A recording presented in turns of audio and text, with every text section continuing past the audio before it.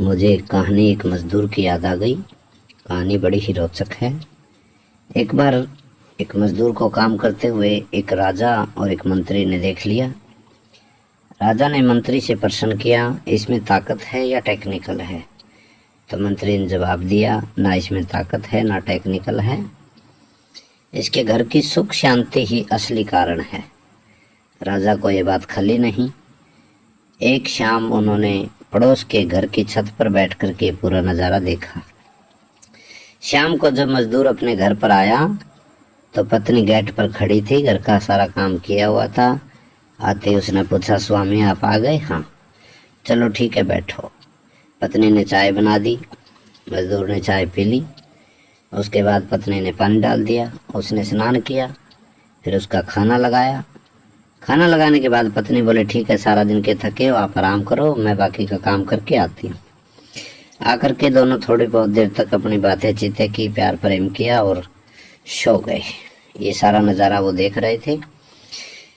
तो राजा और मंत्री के बीच में बात हो गई कि ये नहीं हो सकता। मंत्री ने कहा यही है। उन्होंने किसी तीसरे पुरुष के द्वारा उसकी पत्नी को ये कहलवा दिया गया कि आपका पति की आप इतनी सेवा करती हैं, इतने में तो आपको भगवान मिल जाते। पत्नी ने कहा, मेरे लिए तो मेरा पति ही भगवान है। तो वह बोला, काहे का भगवान है? तुझे तो आधे पैसे ला कर देता है। आधे पैसे तो वो गांव से बाहर एक वो गंदी औरत रहती है, उसके पास ये पहले जाता है, उसको आधे पैसे देता है, ये करता है वो करता है। उसके कान भर के आ गए। जब उसी शाम को वो घर आया तो वो अपने आराम से सोई पड़ी थी। उसने आकर के देखा, जी क्या हो गया?